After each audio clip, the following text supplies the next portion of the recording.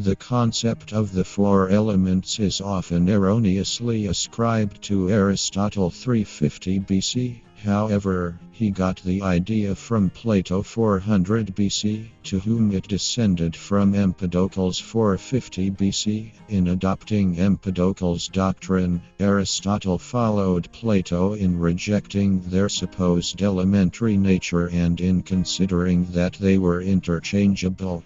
Briefly, Aristotle's theory postulated the 14 existence as abstract entities of four fundamental properties or qualities of bodies.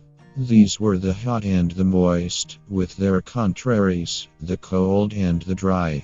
The four elements fire, water, air, and earth were pictured as originating by pairwise conjunctions of four elementary qualities.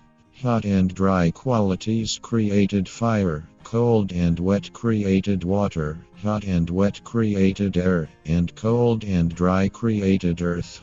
Of these two pairs of contraries, fire and water were endowed with the greater significance in processes of change.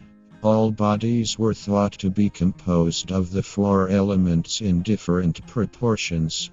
As a corollary, one body could be changed or transmuted into another by altering the proportions of the elements present. Further, this supposed transmutation was correlated with the idea of a prima materia or first matter, from which all things came and to which all things reverted.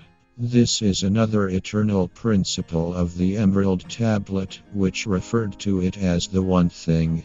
It was recognized also in ancient India under the properties of Brahma, and the first matter of the ancient Chinese was known as the Tao or Kai.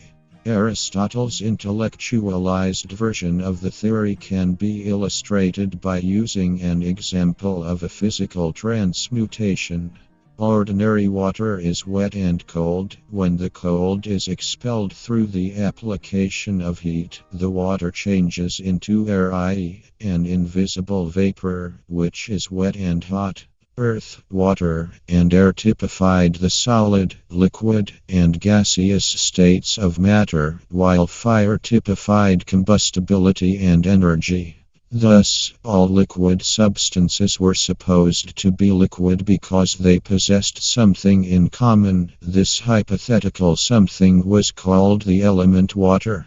Similarly, the view prevailed in chemistry until comparatively recent times that burning substances burn because of the presence in them of a hypothetical imponderable substance called phlogiston. The alchemists preferred to call this indefinable something an element and named it fire.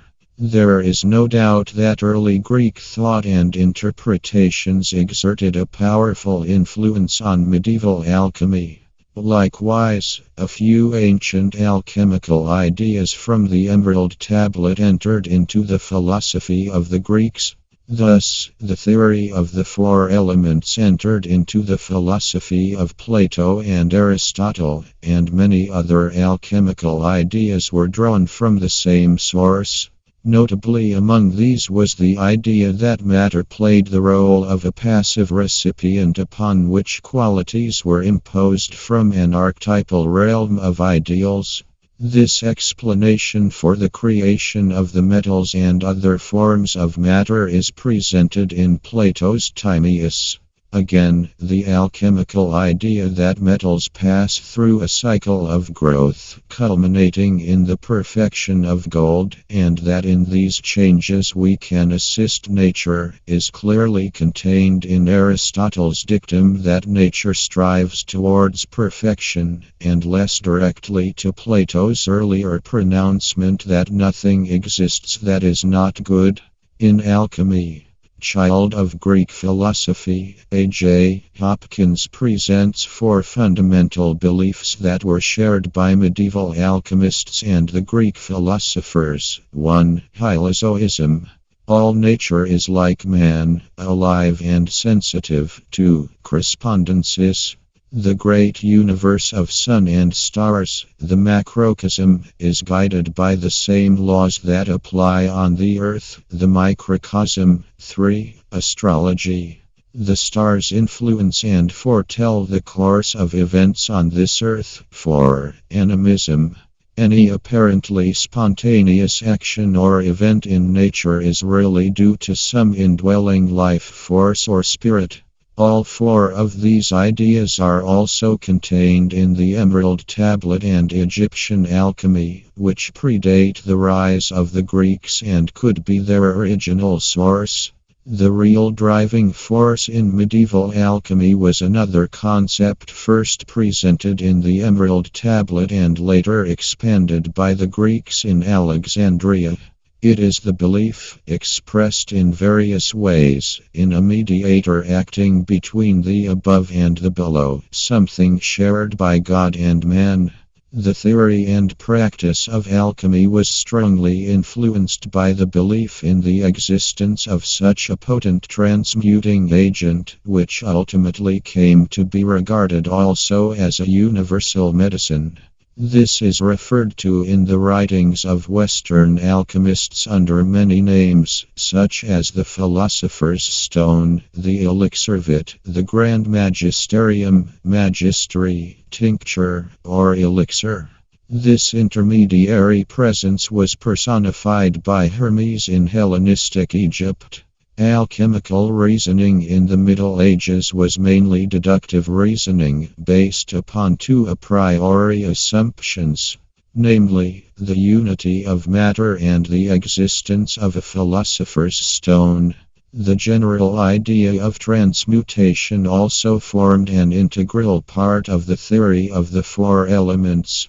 In 15 practical terms, a belief in the possibility of a specific transmutation of base metals into silver and gold was no doubt fostered by a variety of experimental observations, such as the production of silver from the lead of galena and the preparation of alloys bearing a superficial resemblance to gold. The medieval idea of the philosopher's stone may have also arisen from the Alexandrian and Neoplatonic belief in magic. It can also be seen in the analogy between the alchemical doctrine of transmutation and the mystical doctrine of the regeneration of mankind. Wherever it originated, the idea of the philosopher's stone was the material manifestation of that spirit of perfection that was able to cleanse the human soul from the imperfections of sin and the dross accumulated by leading false lives.